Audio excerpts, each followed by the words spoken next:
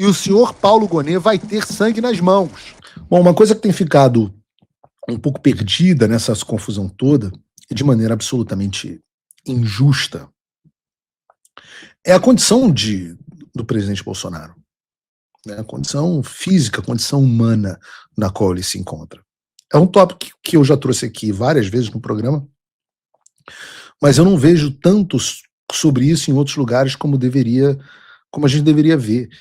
Então, eu creio que seja bom continuar falando para dar visibilidade ao assunto. Não tem como nós nos lembrarmos, né, não nos lembrarmos na situação do Bolsonaro.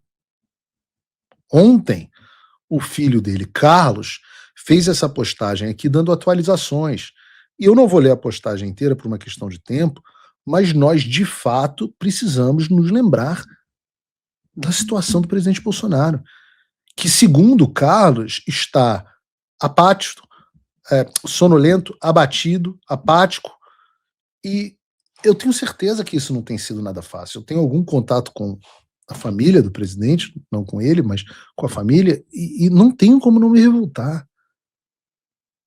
Porque há em cima disso um componente ainda mais indignante, que é o fato da PGR estar sentada em cima do pedido de prisão domiciliar do presidente.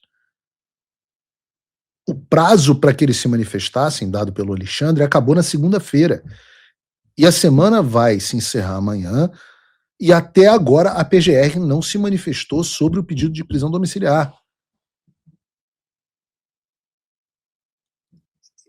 Claro que o Bolsonaro não deveria estar nem preso, mas com o presidente preso em regime fechado, a discussão mais importante no momento é a conversão do regime de cumprimento da pena para prisão domiciliar, e não por qualquer outra questão que não seja uma absoluta necessidade médica. Quanto mais tempo Jair Bolsonaro, um senhor de idade, passa sem ter os devidos cuidados, mais em risco está a vida dele. Vejam, o Alexandre, quando da prisão do presidente Bolsonaro, condicionou uma eventual prisão domiciliar à produção de uma perícia médica. E isso nós já temos de maneira incontestável.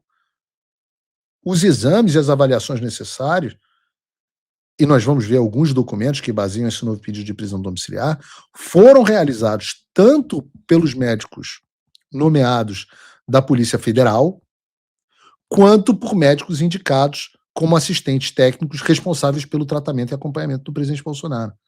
O laudo elaborado pelos peritos oficiais apontou, abre aspas, seria inegável a presença de comorbidades crônicas que ensejam controle e acompanhamento, descrevendo a presença de múltiplas doenças crônicas, e disseram que, abre aspas de novo, apesar do controle clínico e da disponibilidade de protocolos de pronta resposta para atendimento de urgência e emergência, é necessária a otimização dos tratamentos e das medidas preventivas por profissionais especializados em decorrência dos riscos de complicações, principalmente eventos cardiovasculares.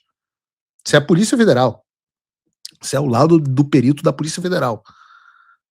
Além de apontar que o periciado Bolsonaro apresenta sinais de sintomas neurológicos que aumentam o potencial de novos episódios de queda. Ou seja, o que o Bolsonaro tem hoje não é o suficiente para evitar as complicações. E os sintomas neurológicos que ele vem apresentando, como disse o Carlos, aumentam o risco de que ele sofra um novo acidente, caso ele continue na situação que está.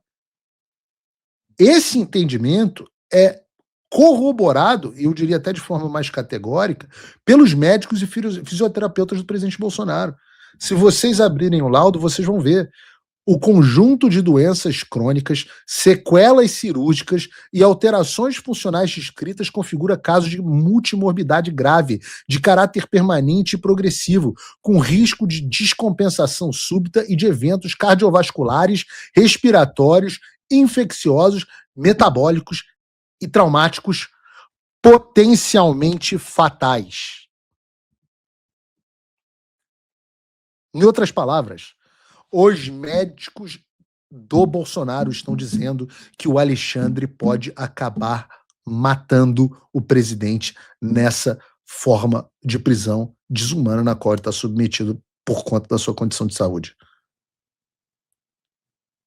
Eles ressaltam também o histórico do Bolsonaro, que vem de múltiplas intervenções cirúrgicas, episódio agudo de relevância clínica, amplamente documentado por laudos de imagem, diz o relatório pericial, por exames laboratoriais, por exames especializados. Eles dizem que todos esses fatores contribuem para o aumento substancial do risco de, deixa eu ler aqui para vocês, sérias complicações, incluindo pneumonia broncoaspirativa, insuficiência respiratória, acidente vascular cerebral, risco de queda com traumatismos múltiplos, especialmente traumatismo crânioencefálico, piora da insuficiência renal por desidratação ou por hipertensão não controlada, crises hipertensivas, risco de declínio funcional e outras condições imprevisíveis associadas às demais comorbidades relatadas. Tá tudo documentado no laudo que eu tô colocando aqui para vocês. Ou seja, documentado. É um novo caso Clesão. Tanto o laudo do perito oficial quanto dos peritos particulares do Bolsonaro, dos médicos do Bolsonaro, apontam para a existência de uma condição clínica permanente e progressiva altamente dependente de uma rigorosa observância das medidas terapêuticas contínuas. Dito isso, eu não sei se alguém na imprensa parou para ler esse tipo de coisa, eu estou trazendo aqui.